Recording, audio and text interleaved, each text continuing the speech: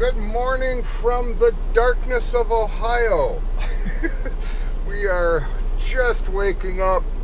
Ohio Turnpike, I-80.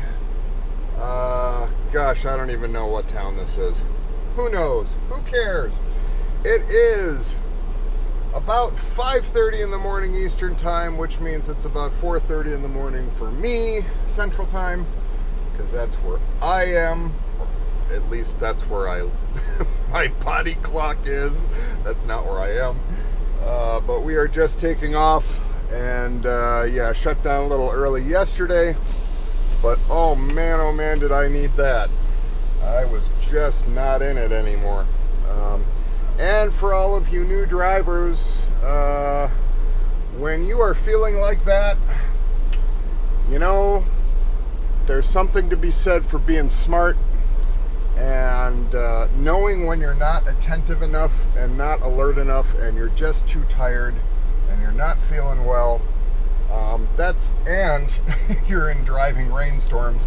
That's just not a really good time to keep pushing yourself and keep going.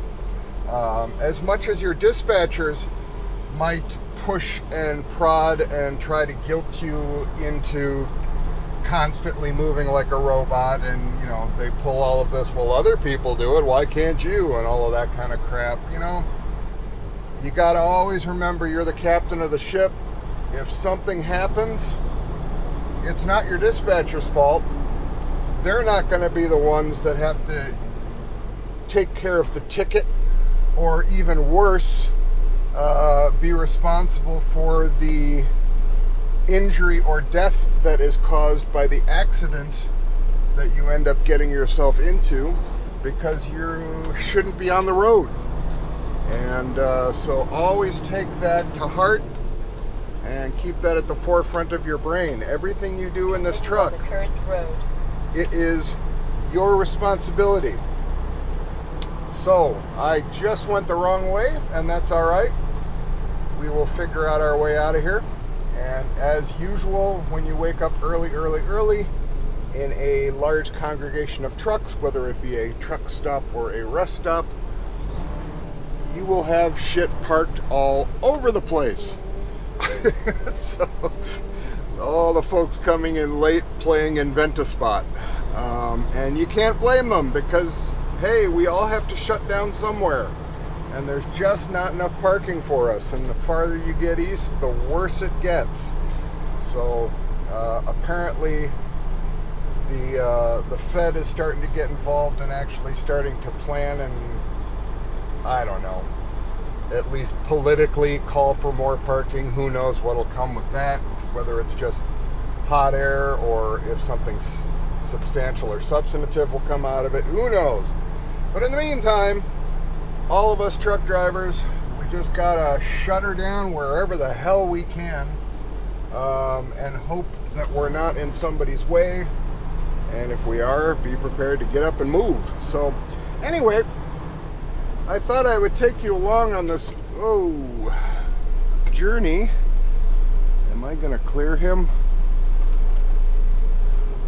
Oh, I can't see. Yes. Yes. Yeah. This is what it's like trying to get out of a parking lot in the morning. It's insane. Alright, and it doesn't help that it's still dark, so it makes it very hard to see. Not so much in the front, but in the back, and that's where it's important, because your trailer is what takes shit out. So, now that we're back in the aisle where we started, I believe this is the aisle we parked in, I think. I believe so. Anyway, doesn't matter. We are now going to try and find our way out of here. So, while I do that, more later. Alright, well, we are now on the outskirts of Cincinnati. It is 9:20 in the morning, and it is an absolute parking lot here. So, had me thinking, we're about, 20 minutes away from our store that we're delivering to. And it got me thinking that one of the things that the new company here at MNS1 Express Inc., one of the things that they want to do, which is completely understandable and I agree with, is they want their drivers to do around about 500 miles a day. You know, they want to kind of average that type of miles run, and all well and good. And so far, from what I've seen, it's a target. They try to hit it. You know, they seem to realize that there are factors involved with that, and one of the big ones being what we're sitting in right now, traffic, because as any driver knows, how many miles you can run per day is not up to you most of the time. Most of the time, it's up to the environment that you have to drive in and out of, or through, or in, or what have you. Because I think most drivers that have been in it for a bit, we want to run as much as we can because that's how we make money, right? So, if I have 11 hours of drive time, I want to try and use all of it if I can. Now, you have other factors that come into play with that as well. Like last night, I was contemplating pushing farther, but one of the factors involved in my decision not to do that was the fact that I was coming down I-75 from the north going south towards Cincinnati, and it was already late at night and it was raining, and there's not a whole lot of parking. I mean, there is parking, but it's limited. They don't have these big rest stops and all of that kind of stuff. So at that time at night, that's an iffy proposition. So that factors into your decision making, right? Or at least it should. Because you want to be safe, you want the truck to be safe. So 500 miles a day, that's great, but it really is dependent on how, why, when, and where you're being dispatched. So, are you on that particular day just running and doing like a drop-in hook maybe, or two, or is it a day where you're having to do a live offload, then a live onload, then a live offload, then a live on? You get my point. Every single time you have to bump a dock, add 2 hours to the tab, right? So that's cutting into your time. So, there are days where, as much as you'd like to do 500 miles, it just ain't happening, right? If you're trying to get in and out and around in very heavy congested areas, or when you have traffic messes like this, or the big one in summertime, construction, because everything is under construction everywhere. So when your interstate highway goes from 70 miles per hour to 50 miles per hour or 45 miles per hour for the next 10 miles, it's there's only so much we can do, and I guess that's the point. As a driver, there's only so much that's in your control, and unfortunately, there's not a lot that's in your control. So far, the company's been real good about, if you do it, great. If you don't, okay. That's the target. That's what they want to hit. But it got me thinking that, if there are companies that are like more rigidly, crack the whip, you have to do this, that's just a stupid way to run a company, because it's just not reality. So, anyway, just thought I'd share that. It's one of the things I was thinking about. Somehow I have a feeling this right lane is going to come to a close, because there's got to be a reason why it's wide open. I probably need to get over, but I'm not seeing anything that's telling me that. So anyway, oh, there it is. Time to try and get over. Anyway, more later. Alright, and yet another Menards store coming up on the entrance here. I hope I recognize the right one, because I always look at these places on satellite before I come, and this is looking correct. So now to make the turn in here, this should be fun. You have reached your destination. The destination is on your right. Gotta make sure nobody's coming so I don't smack head first into them. Arrive at 3787 Because I need their lane. All the things you have to think about when you don't want to kill somebody.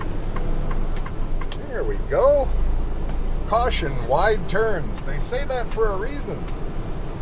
So here we are, another Menards in Loveland, Ohio. Yeehaw. Time to turn the camera off so that we can speak with our local guard shack folks and get us a door.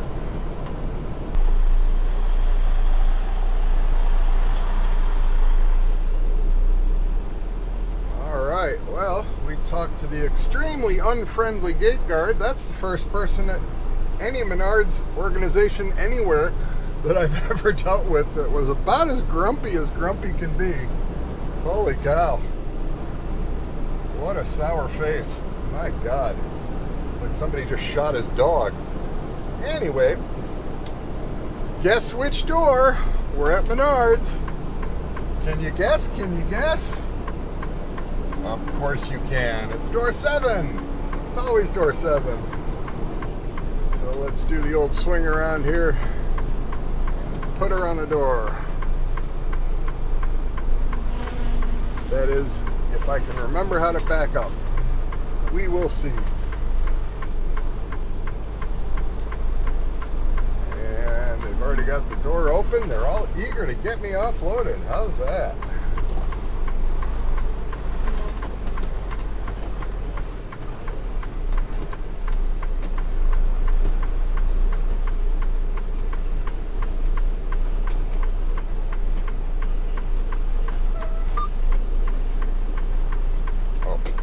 I should probably open the doors.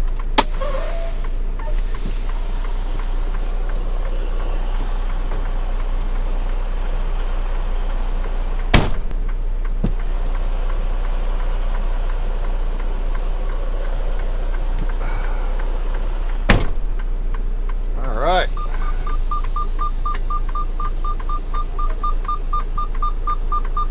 Well, the door keeps on this one are way too long. Look at those doors flapping. You'd have to approximate where the dock is. Look at those doors are flapping around in the breeze. Jesus. I think they're a little long, guys.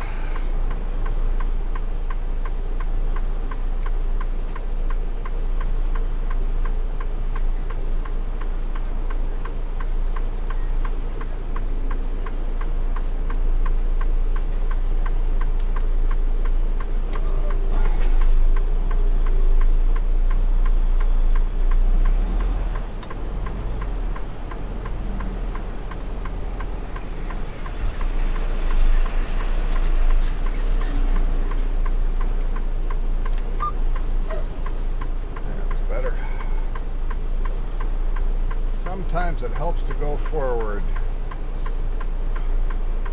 Get yourself a little bit better set up.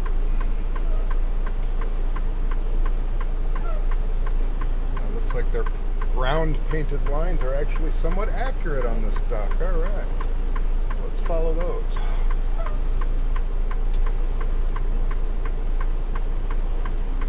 Jeez.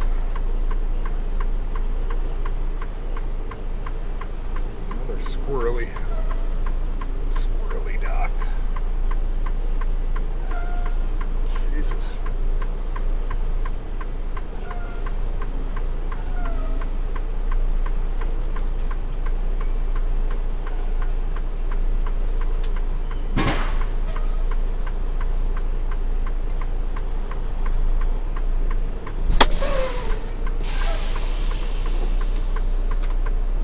And we are on. Get them the paperwork and they can get me empty. Well, Loveland, Ohio certainly is beautiful. Somehow it just doesn't seem like a truck belongs on this road, but it does. It is a truck route, but man, very pretty. Some beautiful houses in here too. So have to make a note if I ever have to move to Ohio. Loveland ain't After bad. 3/4 of a mile, turn right. I'm sure it's dirt cheap There's a too. downhill ahead. It looks like it's absolutely dirt cheap to live here. Uh-huh. Right. Anyway, we're on our way to Peebles, Ohio. And pick up our next load. Right on Loveland Road. And that's supposed to be some sort of wood pellets of some kind. And that is going out to Shell Rock, Iowa, to our friends out there at the Menards Distribution Center. So, yeah, should be a nice run. 700 some odd miles, so I'm down with that. Boy, it's pretty in here. There really are some beautiful places in Ohio, that's for sure. It's a very pretty state. So, anyway, I'm going to make sure that we don't go crashing down this hill, and we will check in later. All right, we are now all full of bags of wood pellets for barbecuing and heading off to Shell Rock, Iowa. And man, what a beautiful part of Ohio this is. Just gorgeous. We're pretty good ways east and a bit south of Cincinnati, and just beautiful country here. Now look at that view. And then with the puffy clouds, blue sky, and hardly any haze, so that's a nice thing. So I'm happy about that, and I'm also happy that we are rolling, and let me get myself situated here. Yes, and we are heading off to Iowa, so more later on as we go. Well, we're at the tail end of a pretty darn good day of trucking, I must say. So we are still in the state of Indiana. We're getting very close to the end of it, 8 miles to be exact, until we hit the Illinois border, which is what I was hoping I could do, is to at least reach Illinois. And we started early, I would say bright and early, but it wasn't bright, it was pitch black. So dark and early this morning at a rest area, one of the most beautiful rest areas I've ever seen in my life. Holy cow. On the Ohio Turnpike, which is of course Interstate 80. So up in northern Ohio. And woke up, got underway, and well, actually I videoed that as we were trying to escape the zoo of trucks in there. Ran a little bit east over to I-75, took that down south towards the Cincinnati area, and delivered to a Menards store in Loveland, Ohio, which is in the Cincinnati area there. And after that, ran empty due east. So yeah, farther east, but not that far, but a little bit far, to a very, very tiny little town called Peebles. And no, I'm not making that up. It's actually called Peebles, Ohio. And to a wood pulping facility, and we picked up a bunch of wood pellets and ran exactly the same way we went there. Ran backtrack back through the greater Cincinnati area again, so we had to go through it twice. And then headed our way towards Indianapolis and had to go through that extravaganza. That's always fun. The Indy Metro is just never easy to get past. And of course, all highways in Indiana just kind of all go through Indianapolis, right? So, oh joy. And now we are well west of Indy, and we are on I-74, and we are about to hit the Indiana border. And there is a rest area just a little bit west of Danville, Illinois, which I'm hoping to get a spot at. There's only 20 spots in that thing, but I'm hoping my truck time is 4:50 p.m., which by the time we get there, that will be the time. Currently, we're on East time still. Yes, we are still on East time. So it's 5:47. So however you look at it, we'll be there by either 6 or 5, depending on the time zone, and hopefully there'll still be a spot left for us. And I will be parking with about a half hour left on my drive clock and just under an hour on my 14-hour clock. So I would say that's a pretty damn full day. We busted our butt today, so let's hope there's room for us at the inn, because I'm tired. I'd like to grab a bite and go to sleep. And tomorrow we head out to Shell Rock, Iowa. All right. Well, let's see if there's room at the inn. Oh, there better damn well be. I'm tired. 1/4 mile. Arrive at Salt Canyon Welcome Oh, Center. you never know, though. So let's see. I should be good. Yeah, it's now 5 o'clock everywhere. All right. On the left.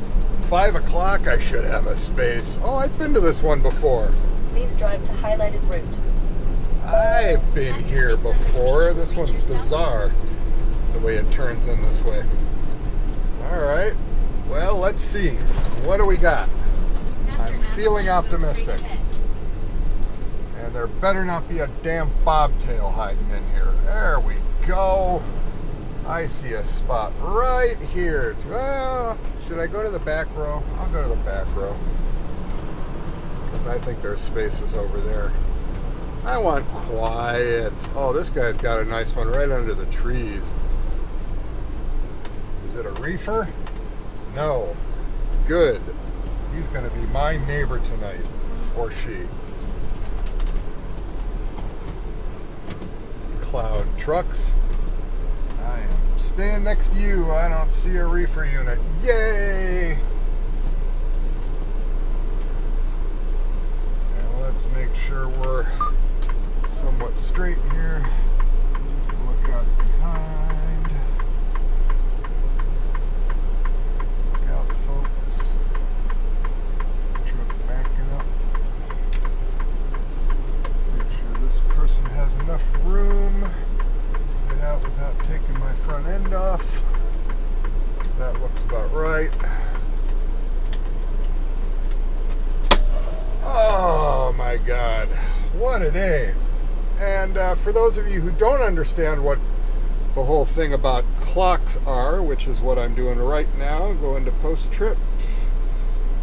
What that is okay, I've got exactly 30 minutes left on my 11. So in a shift, you have 11 hours available to drive. And I've driven 10 and a half. So I have a half hour left of those 11.